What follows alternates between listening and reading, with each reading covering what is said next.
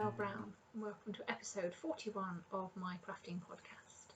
This is my fortnightly vlog about knitting, crochet, yarn dyeing, weaving, spinning, anything else that seems like a good idea at the time.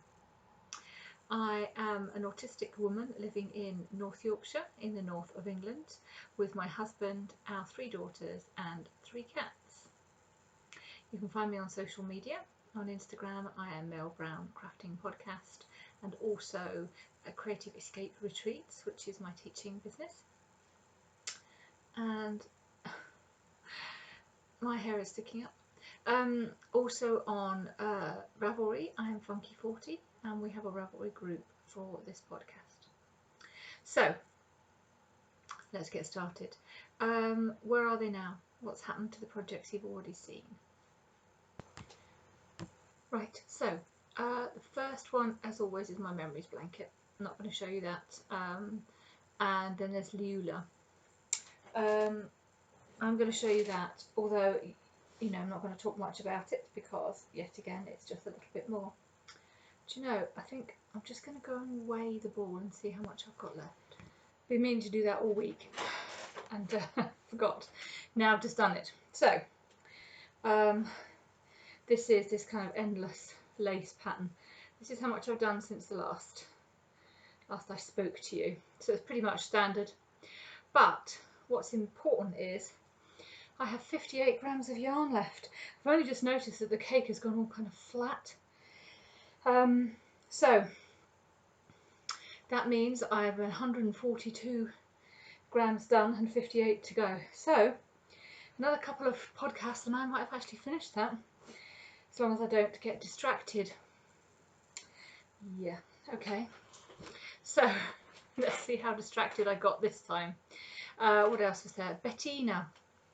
That was a crochet top-down sweater that I was making. I didn't like it. The funny thing was that I'd actually tried out that stitch pattern. The main stitch pattern is a crossed treble crochet. The UK people, and for the US people it was a crossed double crochet. So you're coming along on your work and you skip a stitch and do a stitch there, and then you come back and do a stitch into the one you missed. And I actually practiced that and tried it out before I bought the yarn, just to make sure that I would be okay with it, and I was, but once I started the project I wasn't anymore. It just wasn't any fun. That's really the main thing I can say. I did a few rounds. I didn't do much more than I showed you last time. And then I just realised I wasn't picking it up. And if I'm not picking up a project to do, you know, in a whole week, there's usually a good reason for that. And sometimes I can think, okay, you know, just pick it up and get on with it and get back to loving it. But I was so early on in the project to be really not liking it. It just, no, it wasn't going to happen. So sadly I frogged that. Well, I kind of tried to frog it. It was lace-ish weight and quite hairy, so no chance really of frogging it. So what I did was I gave the little neck thing piece that I'd made to my daughter, my youngest, and that's just lying on her bed now, so not really any chance of getting that yarn back. Sorry, cat hair or something on my top. Right, so that's Bettina frogged. Kai May, the socks by Cookie A. Not very organised this morning, am I? So this was from this book here. And I have loved this project so much. Oh, wonderful pattern, really well written, but just the right balance of pattern and relaxation. Not surprisingly, they're finished. When I spoke to you last time, I think I was just on the toe. That's right, I was on the toe of the first one. I was wanting to charge through that as fast as I could so I could get the next one started. Well, here they are. So I dyed this yarn myself, and you can see that little motif. Is it a heart or a butterfly? Don't know, it doesn't really mention it in the pattern, but it works its way across the toe. So if I put it in the way that I normally sort of show socks, or normally have socks, so that this is where your foot goes in. It works its way, excuse me, from there all the way across the foot to finish on the other side. It's really, really clever. I've loved making these, and I knew straight away I wanted to make more of the socks from that book. I've already made one pair years ago, which one of my daughters has still got. But yeah, I'll come back to that later in plans. But yeah, I definitely want to knit more of those. Really, really good pattern. Okay, tentacle. This was my leftovers project that was, again, not being much leftovers. So this is a Tunisian crochet pattern, and my hook has got shoved through the work in a way I didn't intend. Okay, so I don't think I'm actually much further on than last time I spoke to you. So we've got all the little V things. The grey one's finished. I think I might have been oh, I think I'd gone out to get some more grey, hadn't I? So I finished off the grey one, and I'm now on this lace panel in between. When I get to the end of that, I think I talked last time about I'm going to do a panel that's not just all one colour. So like the outer one will be some of the dark green, then there'll be some grey, then some yellow maybe, and just switch about. It means there'll be lots of ends, and I'll have to work out carefully what I'm doing. And I should be really, really annoyed, won't I, if I've done, say, green down here, and then I come to do the green up here, which finishes it off, and I run out of yarn here, because I'll have to frog the whole thing. Yeah, starting to wonder whether this is a wise move. Maybe if I do the ones I've got less of near this part, then not only will there be less yarn needed, but also I'll know sooner and have less to frog. Okay, because I really don't want to end up buying another ball, because, you know, if you've been watching for a while, you'll have noticed I've been trying to use up this yarn in various projects for quite some time. Anyway, so that's good. Again, I'm still not sure what shape it's going to be and how wearable it's going to be. I was thinking I would do a course on this at Yarn Etc, but I'm not so sure now. It's yeah, I don't know. I have to see how wearable the final object is, finished object. Okay, so that's all the projects you've already seen. So I have actually been a bit busy starting new ones. Oh, I'll just give a quick mention to something I'm doing on a daily basis.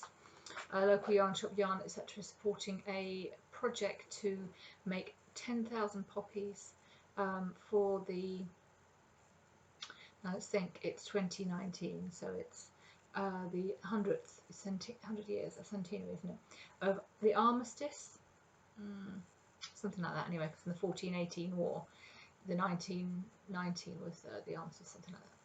Anyway, I'm just doing one a day, so there they are, there's lots of them. So I just basically do one a day, run the ends in, and then tick it off, and then take them in when I'm going in. So 10,000 they're needing to do. Not exactly sure what they're going to do with them, but yeah, it's a big project. Right, that wasn't really on my list. Okay, so last time I showed you some silk yarn that I had bought in St Albans, not in St Albans in Vermont, USA, St Albans in Hertfordshire in UK. Let me just grab a sip of this. This is green tea with salted caramel, bizarrely. That's nice. Okay, so I had bought some of this yarn. I really loved the colours. What have I done with it? And I was asking for ideas for projects. Got lots of lovely ideas. Thank you very much for everybody who gave me some ideas. But I went in the end with one that was suggested by Andrea, because she fancied doing it as well. Now I bought her a skein of the yarn as well in blues and greens, to thank her for all the blocking she does for me. So we decided to do it together, and it's quite apt because it's called Girlfriend Cowl. Well, actually it's called Girlfriend Cowls, which is a bit weird, but anyway, that's the pattern. And we both started pretty much at the same time, you know, within a minute of each other. We weren't together, but she lives about 12 miles from me, but we were texting on Messenger and we started at the same time. So I'll show you how it's going. This is called Tweed Stitch. It's a free pattern. Yeah, it's a free pattern. And it's going to be a cowl, fairly straightforward, knitted in the round. Sorry about the clicking of needles. Just hit myself in the nose with the needle. Ouch. So you can see the way the colours are, oh, they're just gorgeous. Absolutely gorgeous. It's just an effect achieved with slip stitches. So you can see the little horizontal bars you get. They're just, it's quite a similar process to mosaic knitting, but you when you do a row, you do a knit stitch and then you bring the yarn forward and then you slip a stitch purlwise. So you get that horizontal bar on the right side, and of course we're knitting in the round, so we're always on the right side. So you get a horizontal bar on every other stitch, and then you do a plain knit round, so you've got all the V's. My thumbs aren't signifying anything, I'm just getting them out of the way. And then on the third round you do the horizontal bars, but you do them on the offset stitches, so the horizontal bars kind of come in a diamond like that. And then a knit row. So it's called, what did I say it was called? Tweed Stitch. I've not come across it before, but it's very easy to keep track. Andrew's keeping track just by looking at it because she's such an awesome knitter. Whereas I've got my little counter, so it's currently after the third stitch of the round. So when I move it on, when I start again, I'm going to be on round 4. So I'll just move that to after the 4th stitch, and then I'll know exactly where I am. So got quite a way through this. Still quite a lot left, so I think it's going to be quite a deep cowl. It's not so snuggly and tight. It's kind of loose and floppy, but there's going to be quite a bit more of it yet. So it'll probably, actually that's sitting nicer than it was when it was smaller. So I think it's going to just sit nicely like this, and obviously with a black top like this, it's perfect. Actually that looks really nice for my hair, so I might keep that on. I think I should keep the needles in as just a kind of statement. Don't come near me, I'm going to stab you. Yeah, so actually that's really silly, I'm not going to keep that on. So yeah, it's really good. Actually it would make quite a good headband as well. Just think, oh, a hat, oh look at that, that's a nice hat. I don't wear hats because I haven't really got the face for it. Oh yes, definitely. Okay, right, sorry, I'll stop messing about now. So that's really fun. Really enjoying that. That'll be done very soon because I pick it up all the time. Right. Okay. Something else new I started. Do you remember, you long-time viewers? I made some yarn that I was going to make something for my mum-in-law with.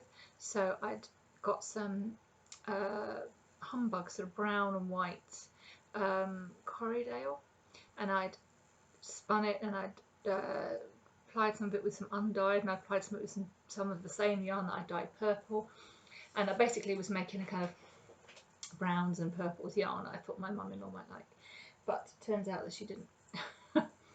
So I'm looking around again. Why am I always doing this? Oh no, always looking for the project that I can't find. So she wasn't that keen, so I know a friend of mine who will really like it, so I have started making something for Christmas for a friend. So the yarn, it's the boomerang for hookers. Do you remember I made one for me with my own hand spun? So this is my own hand spun. What am I saying? I don't know. Where are you going? Oh, there it is. Okay, so it starts off with the humbug plied with an undyed, and then it goes onto the humbug plied with the humbug, and then we start to get a little bit of purple in there. And now look at this. This is a bit random, isn't it?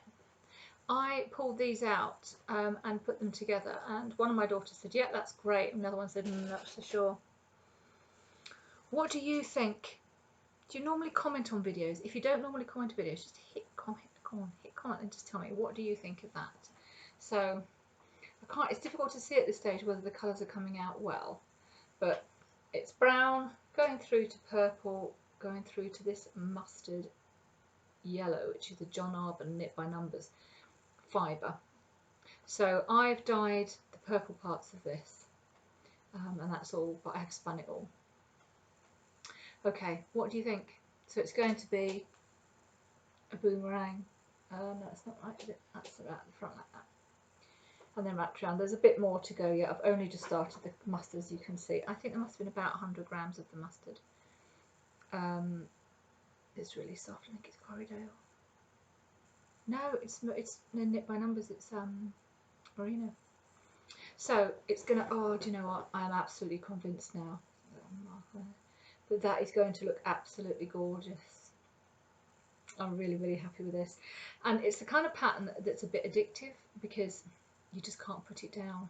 I'm always working on it. I'm using, I don't even know what I'm using, a 10mm hook because it's hand spun. It's not as if there's a designated hook to use for it, and I don't even know what the pattern suggests, but I really like using 10mm hook because it goes quite fast. My 2-ply hand spun seems to come out at about 10mm hook and needle size.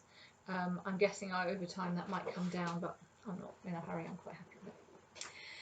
So really excited about that. Okay, one other thing. I had one of those shower mitt things. It's like plastic netting all held together, and I've had it for years and I liked it, but it fell apart. And I want to buy another one because it's plastics and you just see pictures of them floating around the ocean and think, So I thought I would make something in the natural fibre. So I've made, I've got this yarn, probably from Yarn Etc. Knowing Me.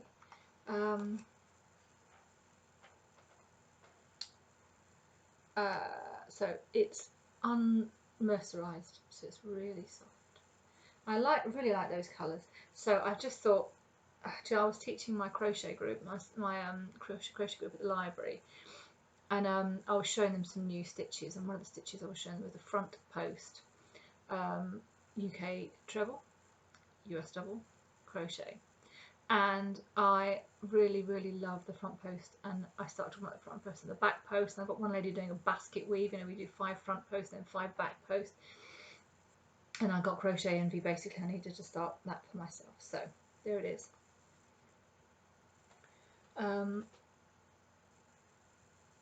guess that's the right way up, isn't it? So it's 5 front posts, 5 back posts, but you know what, I just chained until I had enough, so I didn't actually so yeah, there's a double block there. In fact, it's more than a double block because there's 11 of those. But I'm actually not bothered in the slightest. As you know, with me, these things don't bother me. So basically, it's going to be, it's a little tight at the moment, but cotton does tend to stretch when it gets wet. So it's going to be like that. And then it'll go all the way to the end of my great big long fingers and nails. And then I will just put a little bit of shower gel on, and then I'll be able to lather up and whatever. The other thing about these things is a little bit of shower gel on your hand doesn't go very far, but a little bit of shower gel in one of these, something like this, or those plastic things, just foams up and you can do everything with just a little bit of it. Whereas if you're not using it, you're just putting it straight onto your body, I find I use 4 or 5 times as much. So it's definitely a good plan, and it's just so much fun. Yeah, I'm really, really enjoying that. No pattern for that, just make it up as you go. It's DK yarn, isn't it? And now I'm using probably a 4mm hook, because that happens to be what I found at the time. Wonderful, great. Okay, so that's all my new whips on the block, and there's not an awful lot else going on. Those Kai May socks that I finished, I love them so much. I wanted to make something else from the book, and my daughter chose Rick socks. Actually, I gave her 2 to choose from because there were 2 I really fancied doing. And let me show you this. That's the socks I'm going to do. So that's for my eldest. Now, I was planning to do her a crochet top. I did her one for last Christmas and she loves it. But this Christmas she's not going to be available for trying it on. and I tried that one on last year about 20 times. She's not exactly a standard size, 5'10", so I just thought I'm not going to be able to make it for her if she's not here. So socks instead. And she chose some of my hand dyed yarn. Now I'll show you a picture here of it in the skein.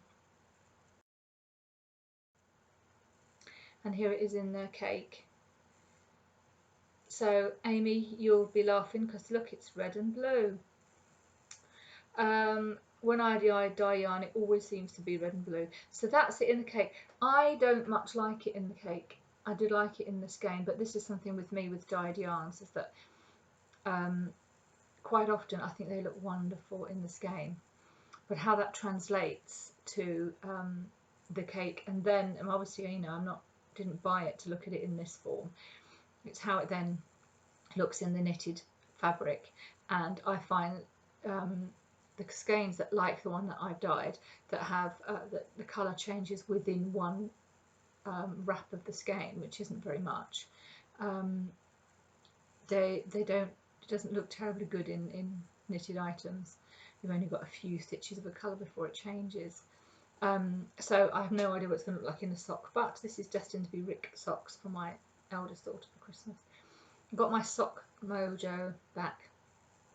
What do you call that? Sojo, sock knitting mojo, don't know. Got that back in spades with the Kaimei. So this is going to be Rick, and then also because I finished the Kaimei, and it's like, what is it, 24th of September, so it's actually just over 3 months till Christmas. Thinking I've already finished Dave's socks.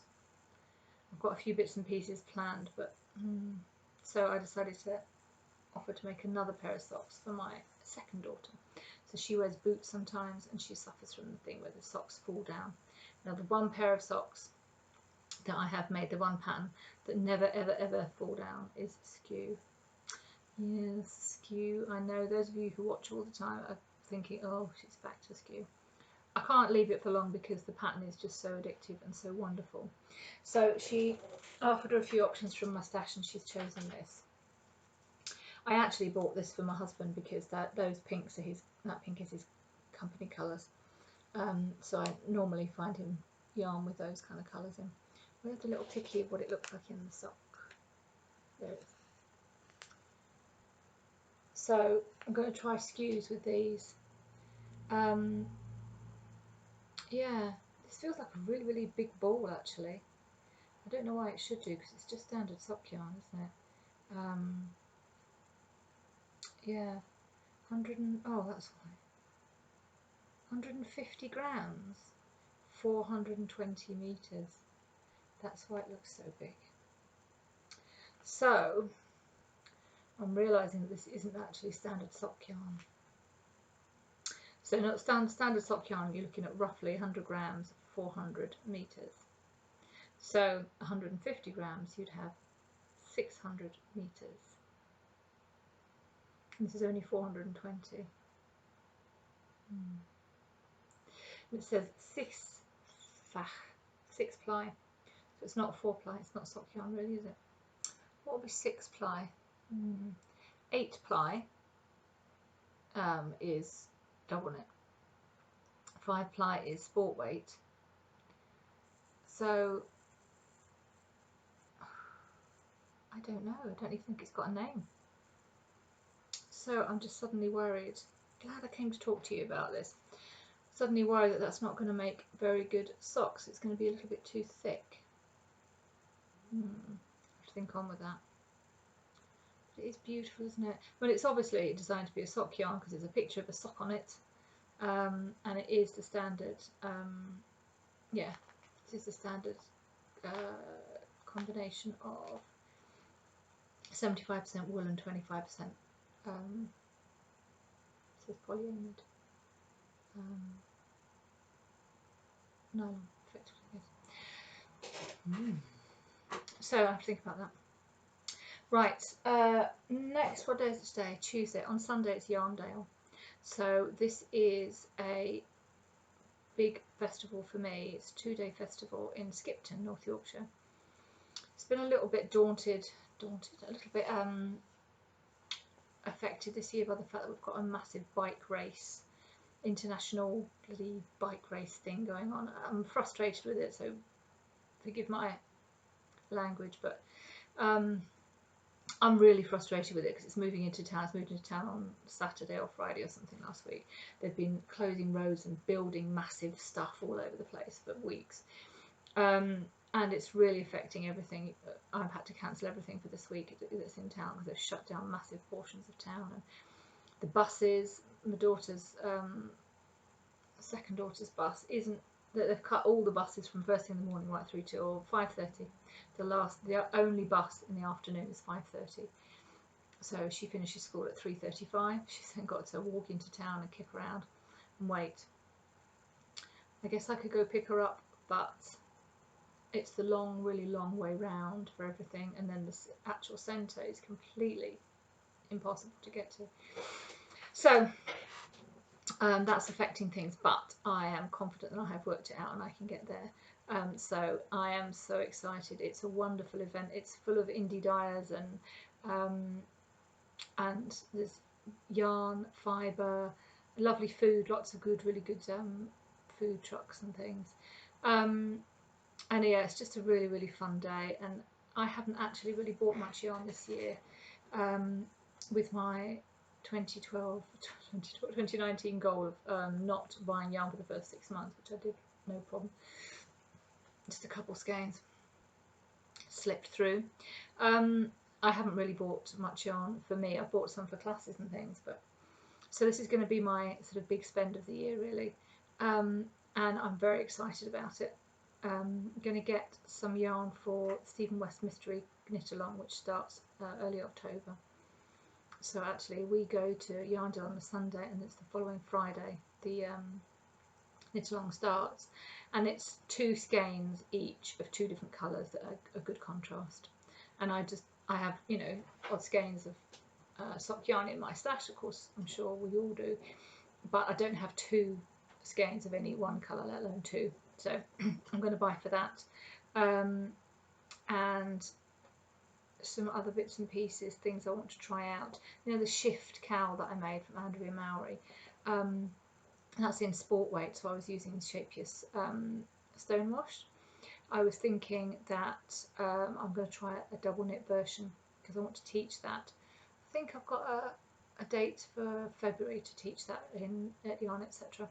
in Harrogate, so I want to do a DK version of it and just see how that comes out. I've looked on Ravelry, lots of people have done a DK version and it looks perfect, so I just want to have a go at that. So I need to get some DK for that, and I just want to try and put together a shopping list because I don't want to now just buy yarn that I don't have a plan for, with the exception of sock yarn, because I can always use sock yarn for random projects, but also for shawls and stuff. When I do a shawl, is often 2, 3, 4 skeins of sock yarn, and usually you can get away with single stuff. So I'll be looking for single skeins of that, and my one of my favourite yarn dyers is going to be there. That's John from Easy Knits. You can see his stall from, you know, above and around all the others. You can just see it and zero in on it. It's just beautiful. You'll have seen a lot of stuff I've done of his, so I'll be buying at least a skein or 2 of his sock yarn just to enjoy and then finally knit. So definitely be doing that, and I'll be buying some fibre. I don't have much fibre left after the Tour de Fleece. Oh, do you know those little balls of singles? Do you remember I spun the purple and then the 6 colours, basically rainbow colours, and then I had the singles that were left over.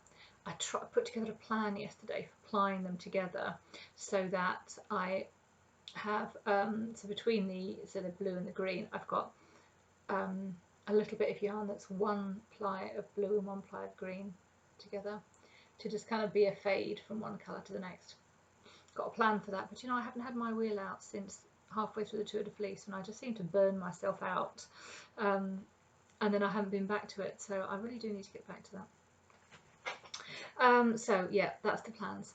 So other stuff that's happening, last weekend we took my eldest daughter to uni.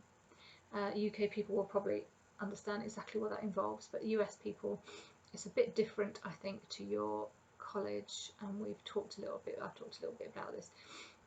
But basically, she's 18, or she's 19, actually turned 19 a couple of weeks ago, and we've taken her to a university that's 100 and something miles from us, and it's a campus university, which not all of ours are, but all of the buildings for the School of Maths, which is where she's going, all of the lectures and all of the library, all of the Students' Union, which is the sort of social side of it, and the accommodation for the first year students is all on one campus, and that's where she's staying, and she's actually just a couple minutes walk from the social centre of the university, which is fantastic.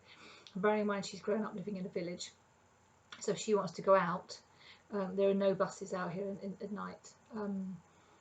The last bus is pretty much 5:30 from town, so if she's going to go out in town, she's either got to drive herself, which means no drinking, or get me to pick her up, and I go to bed at 9, so it's not often that I agree to go and pick her up from a party. And the weekends, if my husband can sometimes pick her up, but you know, he likes to relax and have a drink himself on the weekend, so she hasn't been able to go out very often.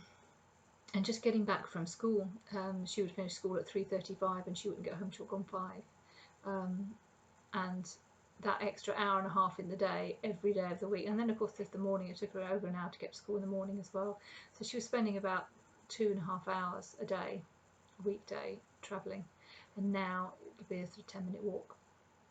So it's a completely different world for her, and she's self-catering, so, which is what she wanted. She didn't want to have people cooking for her anymore. She wants to stand on her own 2 feet.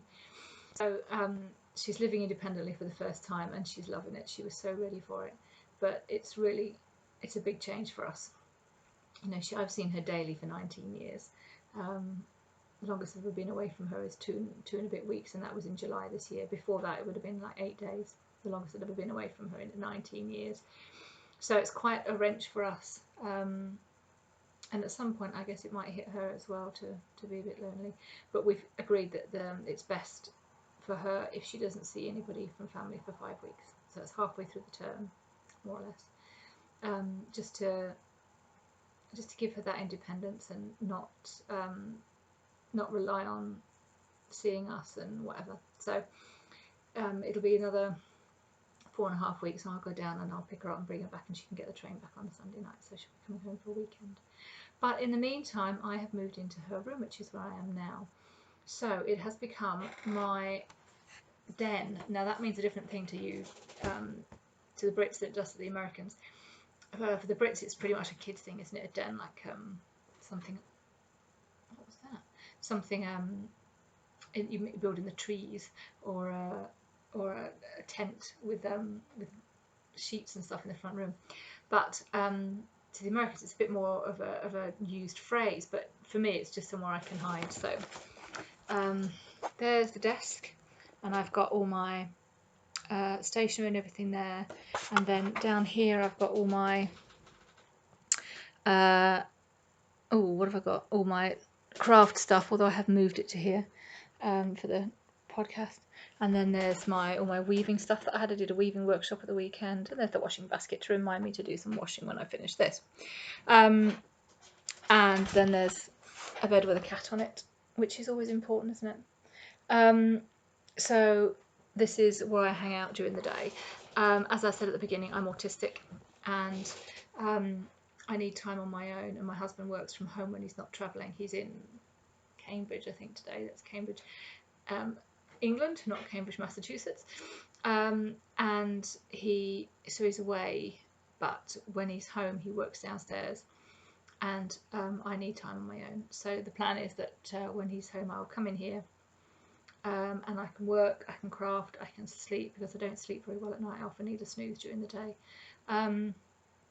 And I can just I can study as well, and with all the doors shut, the toilet's right next door, and just spend time on my own. So that's the plan. When she comes home for the weekend, obviously I'll move my stuff. When she comes home for the holidays, I will ship everything out and work somewhere else. So that's a plus side of it, but I am missing her. And my own experience of university was quite negative. I had one friend from the age of 8 through to when we left for university, so for 10 years, and I didn't have any other friends. That's a very typical experience of an autistic person. But when I went to uni, I didn't know how to make friends. I just spent my time with my family and with my one friend, and we knew it. Sorry about that. Right, so yeah, my own experience of university was quite stressful and negative, and a lot of that stress has come back with her going, and it's difficult to put your finger on it exactly what's causing me stress, but it's just kind of remembering all of that, all those emotions. So yeah, there's a lot going on at the moment. That phone call was actually the doctor who was talking about my trying to get some help from Annie, from the paediatrician, which is going to be refused. So, so those of you who have special needs children, it's a fight every day, isn't it, to get to what they need. Anyway, right. So I think that's it for this time. Thank you for watching. If you've enjoyed it, do please click like. It's really nice to see that people are enjoying what they're watching. Pop a comment on. If you want to have a look at any of the patterns or the people that I've mentioned, click on the link that's down here, and that'll take you across to Ravelry. And there's a thread with the show notes, and you can click on the links and get to the patterns and everything. And then, you know, you can comment there as well if you want. So, thank you for watching. I will see you in a couple of weeks. Bye.